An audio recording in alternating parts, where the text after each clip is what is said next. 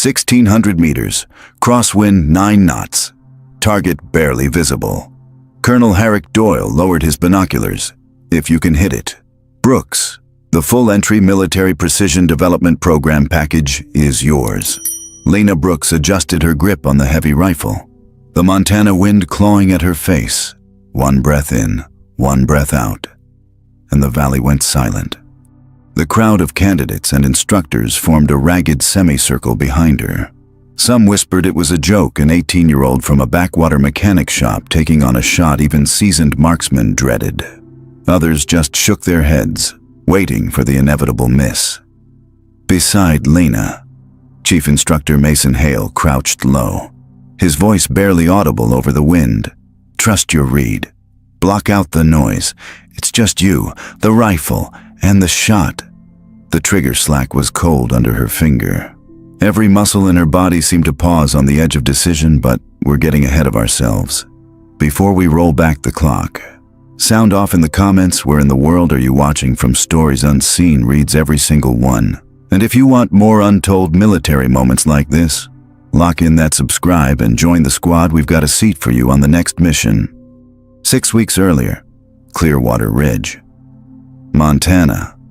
Clearwater Ridge wasn't the kind of town where people's lives changed overnight. The winters were long, the work was hard, and if you weren't born into ranching or the Forest Service, you found your own way to scrape by. For Lena Brooks and her family, that meant running Brooks Auto and Diesel, a cinder-block garage at the edge of town that always smelled faintly of oil and metal shavings. At 18, Lena had already learned the rhythm of work mornings in school. Afternoons under a hood with her father, Neil Brooks, and evenings balancing the books with her mother. Her younger brother, Caleb, made model trucks out of scrap parts in the corner. The way other kids played with Lego, money was always tight. Repairs slowed in winter, and the last hunting season had brought more busted rifles than vehicles, meaning the shop's income had dipped hard. College, that was a dream for other kids. Lena figured she'd graduate high school, keep the garage running, maybe one day take over from her dad, but she had an odd knack for reading the world in details. In the shop, she could tell an engine's trouble by the sound it made 2 blocks away. Out in the fields, she could gauge distance by how the air shimmered. Her father used to joke that she could see the wind. It was a Thursday in late September when Mason Hale first noticed her. The former Marine sniper had moved back to Clearwater Ridge after 20 years overseas, running occasional precision shooting clinics under a civilian scholarship tryout program. Lena had wandered in, delivering a carburetor to a rancher who doubled as the program's treasurer. While waiting, she'd picked up a pellet rifle from the rack, squinted downrange at the tin targets, and put 3 pellets in a cluster the size of a quarter. Hale had stopped mid-sentence during his safety briefing. Ever shot before? Not really. She said, I just lined it up till it felt right. That night, Hale dropped by the garage under the pretense of getting his truck looked at. In reality, he wanted to talk to her. There was a statewide civilian precision shooting scholarship trial in December, and he thought Lena had a shot literally. Lena hesitated. Guns meant cost ammo, gear, travel. Competitions meant time away from the shop, but Hale promised it wouldn't cost her a dime. He'd supply the rifle, ammo, and coaching. All she had to bring was the focus he'd seen in those 3 shots. She didn't see herself as a competitor, but something about the way Hale had looked at her like he was seeing a part of her she hadn't recognized made her curious. Back to the ridge 3 weeks later, on the practice range outside town, Lena was hitting steel at 600 yards. Hale taught her about natural point of aim, breathing cycles, reading mirage lines in the air. She soaked it all in like she'd been waiting years for someone to explain the language she already half understood. And now, 6 weeks after that first accidental grouping with a pellet rifle, she was lying prone behind a precision-built .338 Lapua Magnum, staring down a target set at a mile. Colonel Doyle's challenge hung in the cold air, carrying the weight of a future she'd never dared to picture. The wind shifted subtle, but she felt it, and she smiled. Snow fell in soft, lazy spirals over the Clearwater County training range, muffling the distant highway and wrapping the world in white.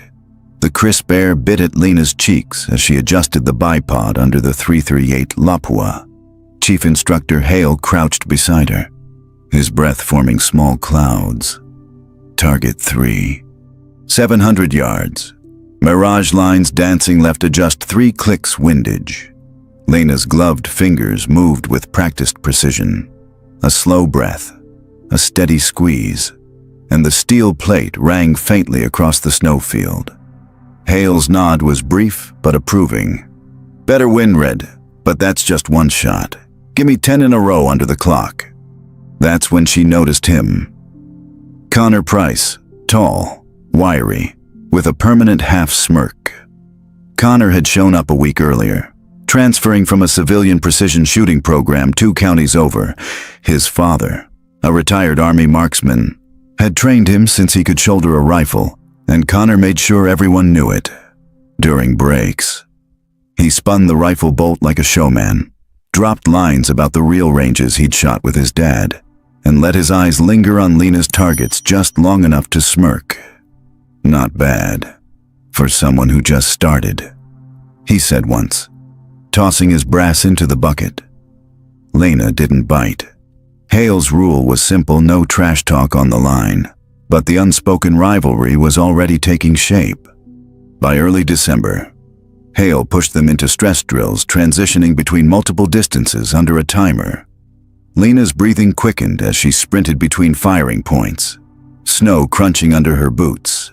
Her shoulder throbbed from recoil, but she kept moving. On her third run, she nailed a 400-yard plate with less than a second left. She looked up to see Connor at the spotting scope. "Guess you got lucky," he called out, though the flicker in his eyes betrayed surprise. Midweek, 2 black SUVs rolled up the range road. Out stepped Colonel Herrick Doyle, flanked by 2 clipboard-carrying officers, the same Doyle who would later set the 1-mile challenge. He shook Hale's hand, eyes scanning the line. He lingered on Lena, then on Connor. The evaluators had them run identical time drills. Connor was smooth, confident, precise. Lena's first run overshot the time by 2 seconds. Her second was nearly flawless. Doyle leaned to Hale, saying something Lena couldn't hear, but she saw Hale's jaw tighten. That evening, as Lena stowed gear in the equipment shed, Hale appeared. "They're looking for more than perfect groups," he said. "They want someone who can adapt when conditions get ugly." She frowned. Ugly how wind shifts, bad light, pressure, or the person in the next lane trying to get in your head. She didn't have to ask who he meant. The next Saturday, Hale rolled out the curveball drill, random distances. No advance wind calls, 30 seconds per shot. Connor went first, 7 hits out of 10. Solid. Lena followed, feeling every tick of the clock. A gust spoiled her first 500-yard shot. She forced herself not to chase the miss, reset, and nailed the next 4. Final tally, 8 hits.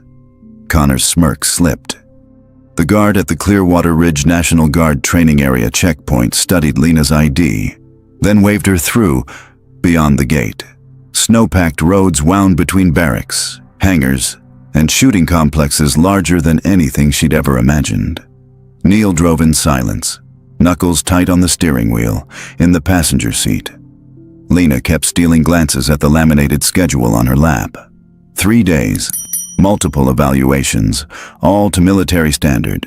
Chief Instructor Hale was waiting in the parking lot, his heavy coat dusted with frost. "Gear up. First session starts in 15. The firing complex stretched for miles, with lanes marked to distances she couldn't even make out until the range officer pointed them out through binoculars. The farthest lane ended at a faint glint of steel on the horizon 2,000 yards away. Connor was already there, leaning against a stack of ammo crates, chatting with an older man Lena guessed was his father. He shot her a quick, unreadable look before turning away. The evaluators wasted no time. Lena's first task. Engage targets at 300, 500, and 700 yards in sequence. 2 shots each. Timer starts on the first trigger pull. The unfamiliar military rifle felt heavier than her civilian rig, the bipod biting into the frozen ground. She locked into the fundamentals' natural point of aim. Steady breathing, clean break. By the time she cycled her last round, the timer read 58, 2 seconds faster than Connor's earlier run. One evaluator's brow rose slightly, but he said nothing, jotting notes on his clipboard. After lunch, the drill changed. Targets popped up for only 3 seconds before dropping. Miss. And the next one came up without pause. The wind shifted mid-run. Connor cursed under his breath after missing 2 in a row. Lena, remembering Hale's words about ugly conditions, dialed quick corrections between shots. She didn't hit them all, but she hit enough to keep the evaluators murmuring. Halfway through the afternoon, Hale approached her in the gear tent. "You're going to have some company." She looked up to see Colonel Herrick Doyle step inside, trailed by a cluster of officers and senior NCOs. His gaze swept the room, pausing briefly on Connor, then on her. "Chief Hale says you're worth watching." Doyle said, "We'll see." The tone wasn't hostile, but it wasn't friendly either. It was a verdict still pending. For the day's final evaluation, Doyle ordered a head-to-head Lena versus Connor. Identical targets, identical rifles. 1st to 5 confirmed hits wins. Connor jumped ahead early 3 hits before Lena had 2. Then a gust rattled the flags. Connor rushed, missed. Lena slowed, adjusted, hit. At 4 to 4, the last target was set at 850 yards. Uphill, crosswind. Connor fired first miss. Lena exhaled, pressed the trigger, and a heartbeat later, the faint ring of steel drifted back. An evaluator wrote something in bold on his sheet.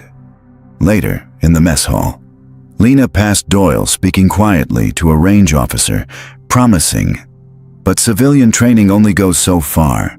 A real test will separate skill from luck." The officer replied. 1 mile. Doyle didn't answer right away. He just smiled. That night, back in the guest barracks, Hale came by her bunk.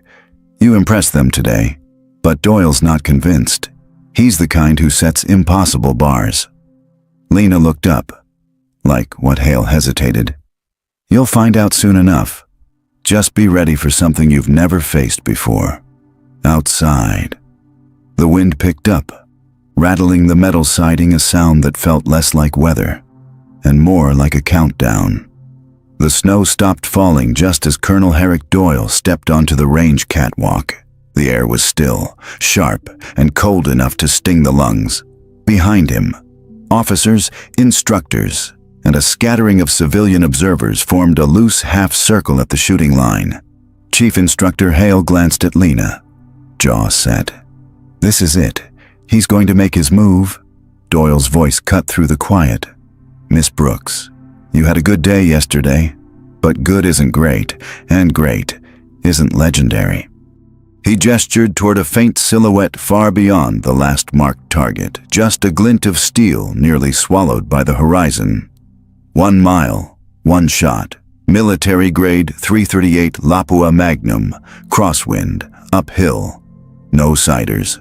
Hit it, and I'll authorize your entry into the Military Precision Development Program full training package, top-tier gear, and mentorship valued at over $1 million. Miss, and you walk away knowing exactly where you stand. A murmur rippled through the crowd. 1 mile was the kind of shot veterans spoke of with reverence. Conditions, math, and luck all dancing on a razor's edge. Connor, standing off to the side, smirked. "She's never going to." Hale silenced him with a glance. Lena's hands felt heavier as Hale led her to the rifle on its bipod. It looked nothing like her civilian rig longer barrel. Massive muzzle brake. Scope with glass so sharp it felt like peering through time itself. Doyle's tone stayed clinical. 1 shot, witnessed and measured. No adjustments once the timer starts. You have 5 minutes from first look through the scope to take the shot, he said, any longer, and the conditions change beyond fairness. Fairness. Lena almost laughed. There was nothing fair about this. But she also caught it in his eyes. He didn't think she'd even try. The next 3 days became the most intense stretch of training she'd ever endured. Hale called in every favor-retired SOF snipers, ballistic engineers, even a meteorologist from the base's air wing. She learned the language of extreme distance. Spin drift, how the bullet arcs horizontally due to its own rotation. Coriolis effect, how the Earth's spin would shift her impact inches off at a mile. Mirage reading heat waves dancing in the scope that whispered wind speed and direction. They pushed her out 1,000 yards. 1,200, 1,400. Some days the steel rang, others. A whisper of wind stole the shot. At this range, even perfect form could lose to an unseen gust halfway to the target. Hale found her alone in the mess hall, staring at the snow-laced dark outside. Most shooters let the distance get in their head. Don't shoot the mile. Shoot the shot in front of you. The math's in your notebook. Trust it. She nodded, but her pulse was already climbing. She thought of Clearwater Ridge, the garage's oil-stained floor, her father's tired hands, her brother's grin when she told him she'd made the tryouts. What she did tomorrow wouldn't just be hers, it would belong to them, too. Morning broke painfully clear, the wind flags barely moving. The perfect day for someone else's legend or her humiliation. Doyle stood at the spotting scope, silent. Connor watched from behind the rope line. Hale set the rifle, then stepped back. All yours. Lena went prone, her cheek settling into the stock. Through the scope, the steel target shimmered in the winter light, barely larger than the crosshair post. She dialed for bullet drop yards into the reticle, clicked for the wind, accounting for a subtle mirage drift right to left. Drew one long, slow breath. The world narrowed to a single heartbeat. Trigger press.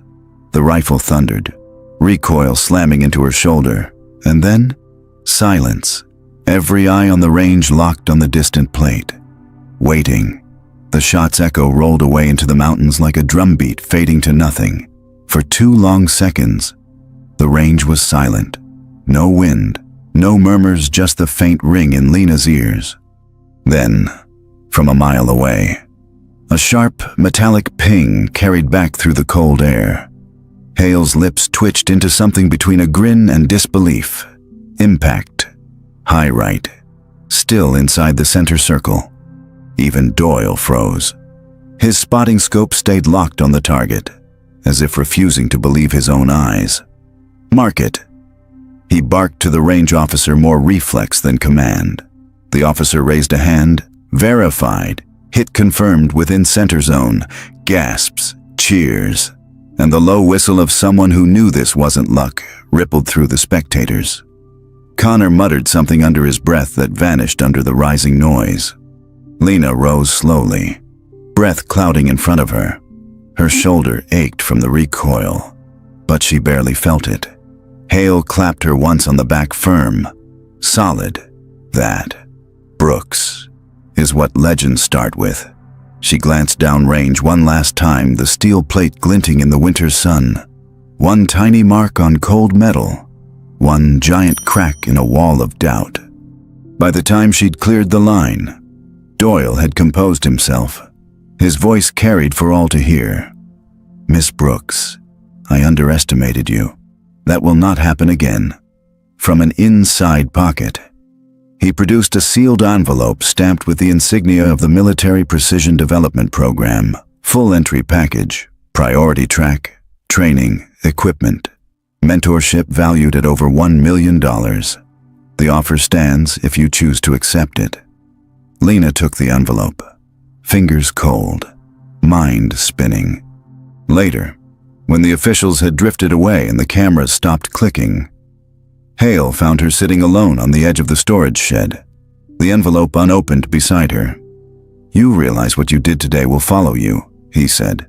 She smirked. "You mean I just made my own bar really hard to beat?" "Exactly. And every set of eyes out there will expect you to clear it again." She looked down at her hand, still faintly smelling of gunpowder, and nodded. In the quiet, she thought of Clearwater Ridge, the rust-stained oil pans, family dinners squeezed between repair jobs, her brother's wide grin when she first told him she'd joined the civilian precision program. She hadn't taken the shot for Doyle's $1 million package. Not for the crowd or the cameras. She'd taken it to prove to herself, and to anyone watching that extraordinary doesn't require permission. That night, Hale drove her back through the dark mountain roads. Snow caught in the headlights, each flake a tiny flare against black. The envelope rested in her lap, unopened. "You going to take it?" he asked. She smiled faintly. "Maybe, but first, I'm going home. Some things you can't rush." Outside the truck, the range lay quiet, a frozen stretch of earth where an 18-year-old had bent the odds until they snapped. Tomorrow, the world would talk about the shot, but tonight, she let herself sit in the silence between challenges, knowing the next one was already on its way. Thank you for watching. Stories Unseen.